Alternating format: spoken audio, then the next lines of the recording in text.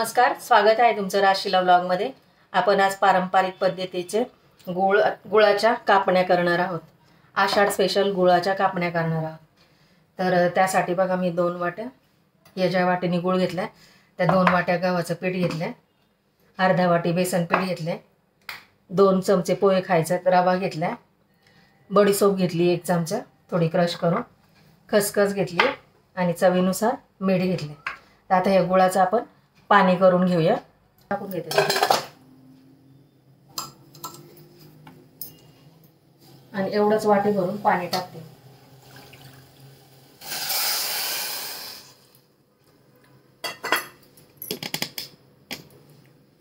आता गुळ फक्त वितळून घ्यायचा आहे, मेल्ट करून घ्यायचा, पाक वगैरे काहीच करायचं नाही याचा।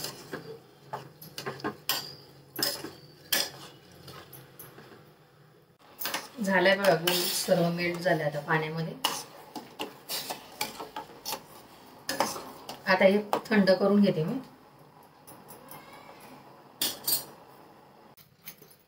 झालंय आपलं गुळाचं पाणी थंड। आता आपण पीठ भिजवण्यासाठी घेऊया। 1 कटोरी घेतली मोठी।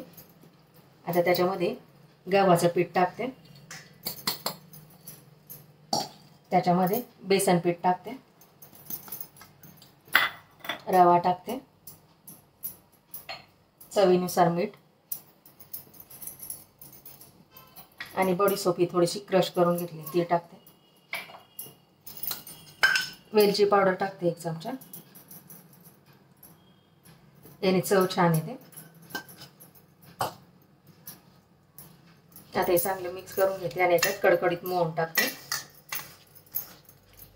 2 चमचे तुपाचं मोहन टाकते।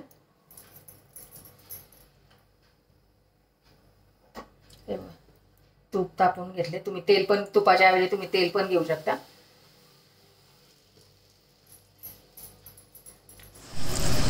माझ्या सर्व यूट्यूब फॅमिलीला आषाढी एकादशीच्या हार्दिक शुभेच्छा। हे सगळं असं हलवून घेते आता।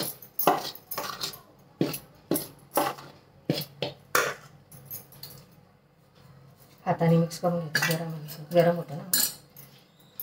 सगळं तूप चोळून घेते मी आता पिठाला सर्व। ही माझी आजी आई अशा गोडपुऱ्या आषाढ आल्या की पुऱ्या धपाटे करायच्या, धपाटे करायच्या, पुऱ्या गोडपुऱ्या तळायच्या, अशा कापण्या करायच्या, खुसखुशीत होतात छान अशा या कापण्या। असं मिक्स केले सर्व। आता याच्यात हे गुळाचं पाणी ॲड करूया आपण गाळून। गुळामध्ये काही काडी कचरा असतं ना, ते गाळल्यामुळे वर येतं ते सगळं।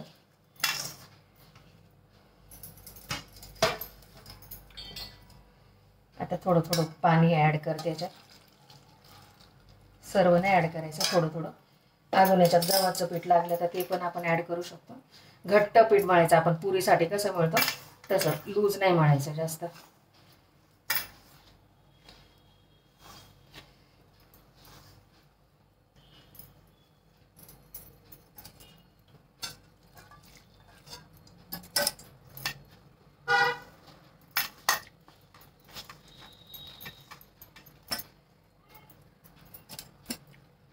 सगळं घेते टाकून, शेंगाचं काडी कचरा निघते त्यामध्ये पूर्ण मळून घेते। आता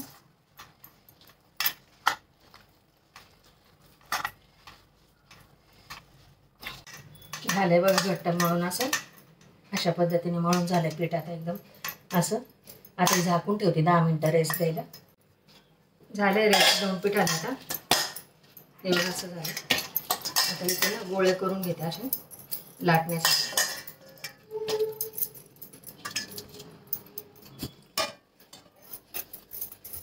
आणि आता आपण कापण्या करून घेऊ ना।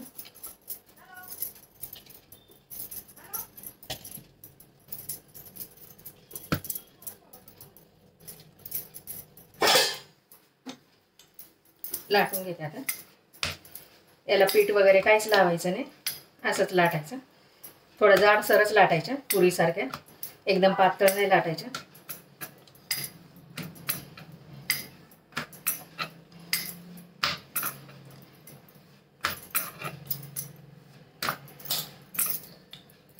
याला ना वरून खसखस लावून घ्या थोडी।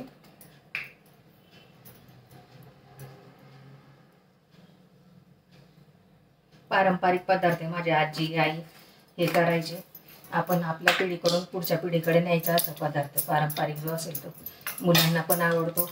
बिस्किटासाठी बिस्किटावरती जर पर्याय असेल तर आपल्या ह्या गोड कापण्या किंवा गोड पुऱ्या अशा करायच्या. दुसऱ्या बाजूने पण लावून घेते मी खसखस.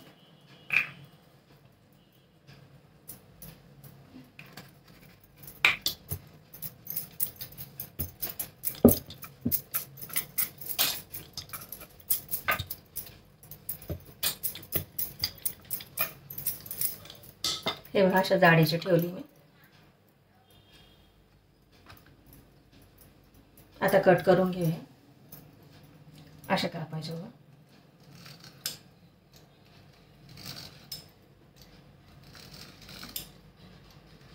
डायमंड शेपच्या कापायच्या.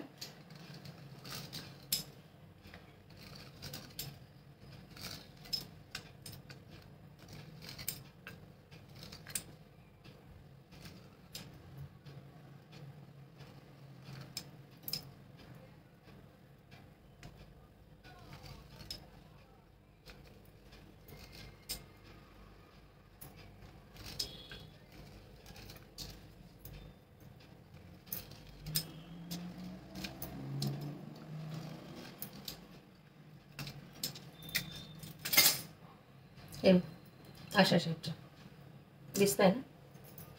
आता काढून घेते याच्यावरती.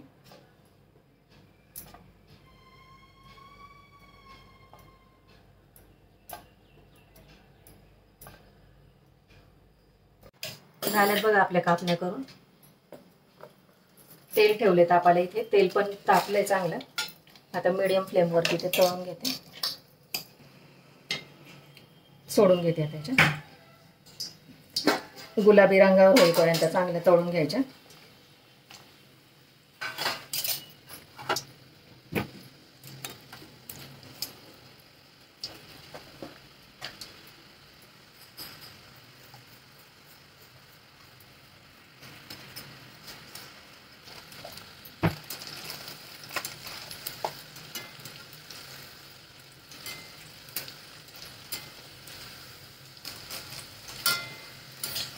गुलाबी रंगावरती चांगल्या अशा तळायच्या.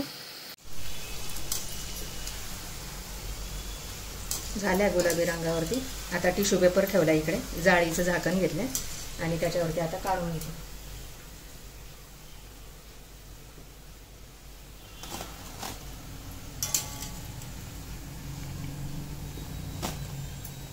अशा प्रकारे सर्व कापण्या तळून घेते मी. गुळाच्या कापण्या. ह्या कापण्या तुम्ही 6-7 दिवस तुम्ही हवाबंद डब्यामध्ये ठेवून खाऊ शकता. आणि याला उत्तम पर्याय म्हणून तुम्ही जर तुम्हाला डीप फ्राय करायचं नसेल ना तर तुम्ही याचे गोड दशम्या पण करून 5-6 दिवस त्या टिकतात चांगल्या. त्या पण एक तोडून पण दाखवते तुम्हाला. इतक्या खुसखुशीत झाल्यात नाही बघा. अजिबात कडक झालेल्या नाही. अशा थोड्या जाडसर करायच्या अशा. म्हणजे मग त्या एकदम नरम होतात अशा छान. आतून बाहेरून क्रिस्पी आणि आतून नरम होतात. बिस्किटाला पर्याय पण आहे. कशा झाल्यात बघा. कमेंटद्वारे सांगा मला कशा झाल्यात या गुळाच्या कापण्या. व्हिडिओ आवडल्यास लाईक करा, शेअर करा, सबस्क्राईब करा. भेटू पुढच्या